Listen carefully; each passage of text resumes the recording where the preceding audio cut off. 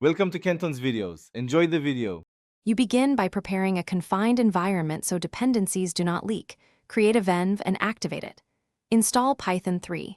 11 Plus and the framework you chose, for example Fast API for async speed or Flask for simplicity. Once done, scaffold routes, a basic app factory, and a requirements file. Make sure to initialize Git now and commit your working scaffold.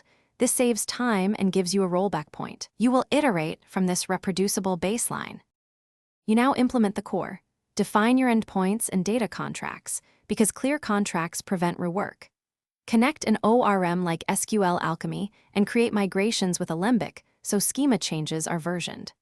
Once data is reliable, add caching with Redis and background processing via Celery or RQ to keep requests fast.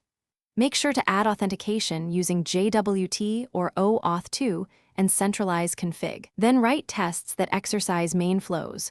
Automated tests catch regressions before deployment. You finalize by containerizing the app and wiring up continuous integration so builds are repeatable. Push images to a registry and deploy with health checks. Once live, add structured logging, metrics, and alerts so you know when performance slips. Run load tests and configure graceful shutdowns to avoid losing requests. If something breaks, check the app logs and trace the request path.